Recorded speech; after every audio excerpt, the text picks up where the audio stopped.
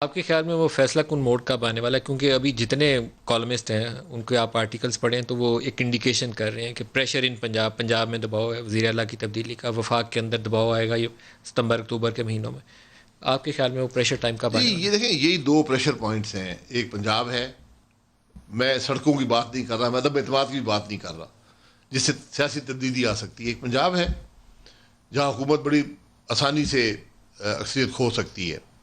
Centre کے اندر بھی فرق صرف 12 سیٹوں کا ہے. دو اتحادی چھوڑ جائیں، بات ختم ہو جائے گی. اور وہ بات ختم ہو چکی ہے جہاں تک مجھے نظر آتا ہے. کس سے ختم ہوئی ہے؟ کافلی والے اکثریت ناراض ہو کے بھی ساتھ بیٹھے ہوئے ہیں نہیں، کیونکہ ان کو کام چل جاتا ہے ان کا سر بھی. ناراضگی کل علیحدگی میں بدل سکتی ہے نا. وہ بدلے گی خاص نقطے کے اوپر اور اس کے لیے کچھ انڈیکیشنز ہونی چاہیے، سر تب تک نہیں ٹوٹے گی. سر انڈیکیشن آئے یا نہ آئے، بہرحال تبدیلی کا راستہ تو ہے نا. جمہوری کیا تبدیلی ہے نا. پنجاب میں جمہوری آپ کی تبدیلی. جماعت کسی ایسے کام کے لیے کوشاں ہے؟ نہیں، میرا نہیں خیال. نہیں. نہیں، ہم کسی ہارس ٹریڈنگ کا حصہ نہیں بننا چاہتے. ہم کسی ایسے غیر جمہوری عمل میں حصہ نہیں. یہ کام ماضی میں بہت ہوئے ہیں، ان سے کم ہم نے سبق حاصل کیا ہے. آپ کا خیال ہے کہ آپ اس چیز میں دوبارہ نہیں جائیں گے؟ ہارس ٹریڈنگ وغیرہ میں ہارس نہیں. ٹریڈنگ یا بندے نہیں توڑنے میں؟ نہیں نہیں، میرا خیال میں مناسب بات نہیں ہے.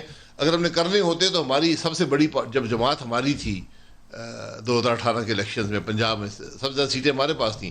انڈیپینڈنٹ موجود تھے، میلہ لگ سکتا تھا، سودے ہو سکتے تھے، لیکن نہیں ہوئے.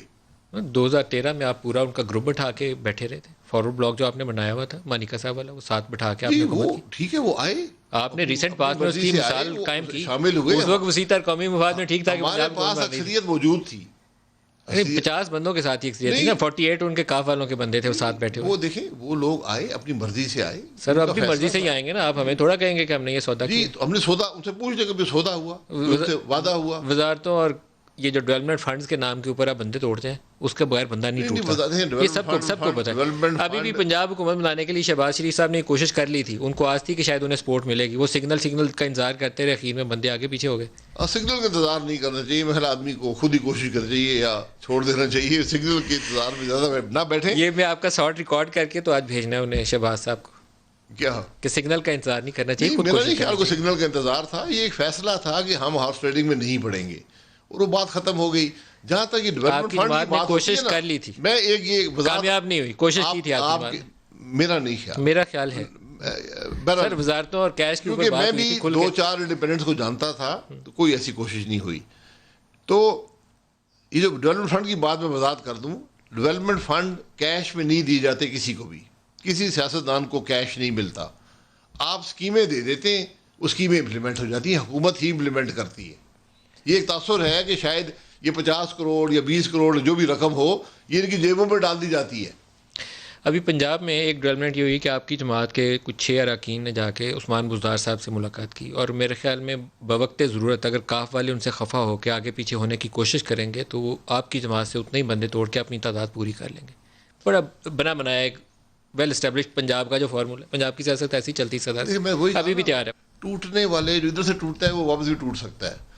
یہ 6 ٹوٹیں گے، وہاں سے 12 ٹوٹ جائیں گے. اس ٹوٹنے کی گیم ہمیں نہیں پڑنا چاہیے. تو ابھی گورنمنٹ لگتا ہے کہ پکے پاؤں پہ آپ لوگوں کی آسوں امیدوں کو کوئی فروٹفل نہیں ہونے والی. میں اس اتفاق نہیں کروں گا. ہم نے گورنمنٹ 2/3 گورنمنٹ بھی جاتی ہوئی دیکھی ہیں. ہم نے وہ وقت بھی دیکھا جب پنجاب اسمبلی میں کوئی ایم پی بچا نہیں تھا، کوسٹروں میں پڑھ کے چلے، کوسٹروں میں بیٹھ کے چلے گئے. بٹو صاحب، جی بٹو بھائی صاحب کی اسمبلی راتوں رات توڑ لی تھی. اصل میں کمزور وزیر اعلیٰ دن دہاڑے توڑی تھی. اصل میں کمزور وزیر اعلیٰ کو مرکز سے کنٹرول کرنے کا یہی نقصان ہوتا ہے. اس وقت وائیں صاحب کو آپ نے رکھا تھا کہ مرکز سے میاں صاحب ان کی تاریں ہلاتے رہیں گے. گڈ فیلو، مسلم لیگ کے لائل ورکر تھے، لیکن نہیں صوبہ سنبھال سکے. ابھی بھی عثمان بزدار کے ساتھ سب سے بڑا چیلنج یہی ہے. تو ہم نے سبق حاصل کیا، اب یہ سبق حاصل کر لیں گے. آپ نے سبق کہاں حاصل کیا؟ آپ نے سگا بھائی بٹھا دیا. ہم نے حاصل کیا، اس کے بعد ایک اسٹرانگ وزیر اعلیٰ آیا، سگا بھائی بٹھایا. کبھی ایسا معاملہ نہیں ہونا ہارس ریڈنگ کرنی پڑی، نہ کوئی معاملہ پیدا ہوا. لاسٹ کنکلوڈنگ ریمارکس، سیاست یہاں سے لے کر اگلے 6 ماہ کیا نظر آتی؟ ٹرموائل. میں تو تبدیلی دیکھتا ہوں. تبدیلی کی دیکھتا ہوں. کب؟ جلد. کتنی جلد؟ کیونکہ یہ چیز چل نہیں سکتی. میں اس نمبر گیم میں نہیں جانا چاہتا ہوں، لیکن میں نے پہلے بھی کہا ہے کہ حکومت ختم ہو چکی ہے، یہ ایگزسٹ نہیں کرتی. اس کو اب لے کے بیٹھے رہیں. یہ 3 سال بھی گزار سکتے ہیں، لیکن ملک اس کا متحمل نہیں ہو سکتا. تو آج ملک کی ضرورت ہے کہ ایک پولیٹیکل چینج آئے قائن کے اندر، قانون کے اندر، جمہوری عمل کے اندر، جس سے وہ اس کا ایک اپنے ڈائنامکس ہوتے ہیں پولیٹیکل چینج کے. وہ اکانومی کو بھی بوسٹ دیتی ہے, امید پیدا ہوتی ہے, اس کی آج ضرورت ہے ملک کو. تو سر آپ کوشش کریے, سگنل کا انتظار نہ کریے, آپ ہی کے الفاظ ہیں.